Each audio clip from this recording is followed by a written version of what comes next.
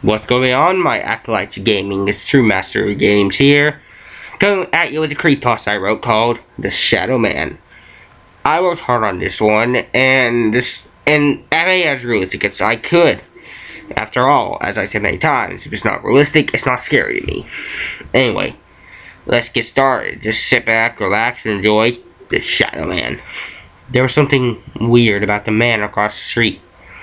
I couldn't explain it. Whenever I looked at him, or even his house, I felt uneasy. Like something wasn't right. Like I should get away. The house looked nice and peaceful.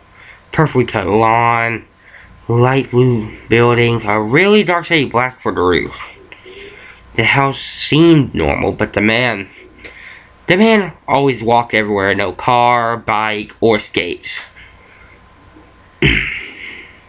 Oh, he always had a blank expression. Like he had no emotion or feeling about anything, one way or the other. About anything, for that matter, really. And just like his expression, he had a neutral tight wear. A gray suit, black fedora. Well, of course what was weirdest was his red eyes. They seemed so out of place on him with the clothes, darker skin tone. One day I had my friend over. We were playing some video games and having some idle conversation. When we both looked out the window, we saw the man. A shiver went down my spine. I could tell my friend was a little freaked out as well. "Wonder what that guy's deal is," he said. "No idea," I said, hoping he wouldn't say, "Let's follow him." He said the exact words I did not want to hear. But though I was afraid and weirded out, I was still curious. So I agreed, and we followed him down the street for about an hour. He almost never came out of the shade, but when he did, he used his hat to hide his face. "Very strange," my friend whispered to me, and we followed him to my uncle's shop. I live in a small town, so it's not uncommon for people to have their own businesses. May have old buildings. My uncle uses an old shed he had no use for. He orders in some, quote, reject items, like dented coffee cans, letting him sell low and still make a profit. In about 3 minutes, the man left. We went in and asked my uncle what he knew. "Not much. He comes in, buys 3 cans of black coffee, buys black canes when I have them. He even bought 10 cans of roof tar once. All I had." "I heard coffee tasted like car, but it's not extreme," my friend interrupted. It made my uncle laugh, but I rolled my eyes.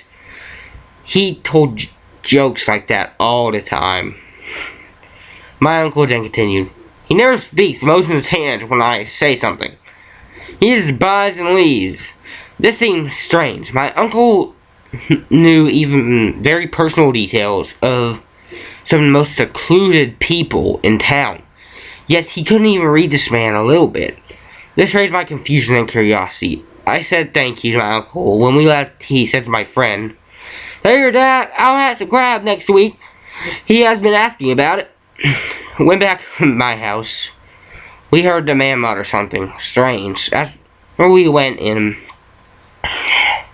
his house, we went back to mine. I closed and locked the door. "What was that he said? Tureris nu harte?" I said, confused. "How the hell should I know?" my friend said. I thought for a moment. "Wait, you had your phone recording sound in your pocket, right?" "Oh yeah," he said, pulling out and stopping it, rewinding the audio file. I pulled up Google and went to the voice search before pressing play and found translation. Finally, Google does something right. We both laugh. And the translation brought up 4 questions. It read, "Come upon us, deities of shadows, bring what is needed for the true mission." I sat pondering what this meant. My friend grew annoyed by the silence and spoke. "What the hell does that mean? Shadow deities, true mission? Is he a lunatic?" I sighed and glared at him, telling him I was piecing this together, and his cue to shut up. I did a Yahoo search and translate on the translated and untranslated versions, so I hate how Google screws up searches with ads. I got a link to some religious group. It said they worship 6 shadow creatures as gods. Their mission was to make the world a perfect place for them, a world of darkness and unity. Just the way it was said. I looked in a bit with shock and eventually looked up the group called the Church of the Great Shadow. The members kept to themselves and stayed in darkness, and that the gods need appeasement of some sort.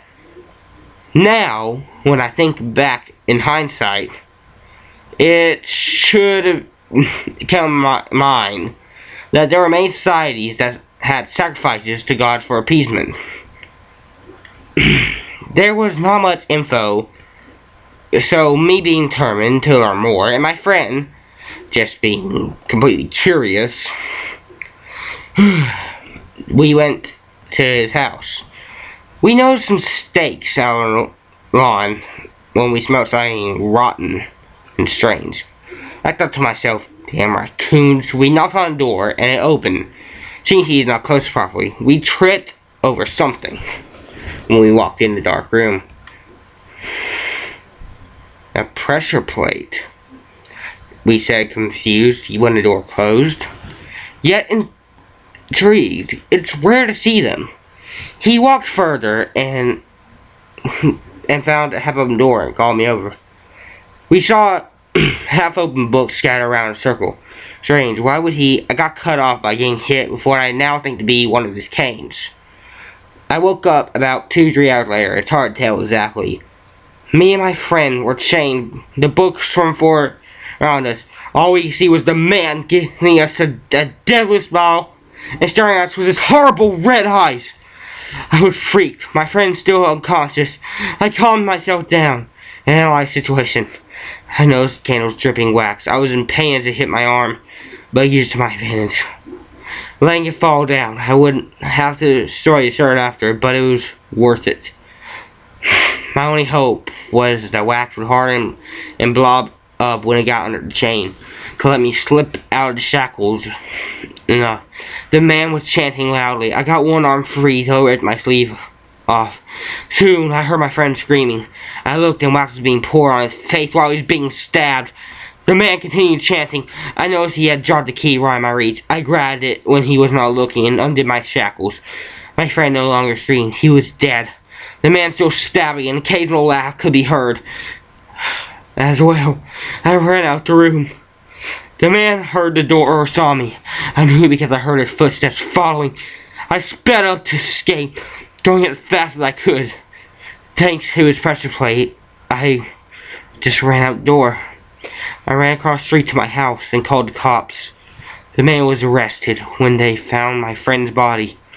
I told the police what happened. They seemed shocked. The meat I thought was steak is now confirmed as human meat. I had to write this down. Either the cops or the paper ignored me. It was nowhere in the paper when they talked about it. Every day I saw it, I see the house where I lost my one and only friend. Now, that was the Shadow Man. I might have messed up a few parts. After all, it gets really hard under this mask. So, it gets kind of hard to breathe and lose focus when you're burning up. Yeah, I know. But, hey, it's good for horror effects, what I think. Anyway, tell me what you guys think. If there's something you don't like about it, don't say it sucks. If there's something that sucks, just tell me what it is about it that sucks. And if you think you could make better, tell me what you would change to make better. I'll leave the creepypasta. No, I won't leave creepypasta in the script because I gotta reword. I just had to type it to where I would. I don't know. Never mind. Anyway, like, comment, subscribe, and if you haven't already, also join Google Plus community, the Gaming Dojo. I'll leave a link to that in the description as well. I'll see you guys next time. Have a game-tastic day.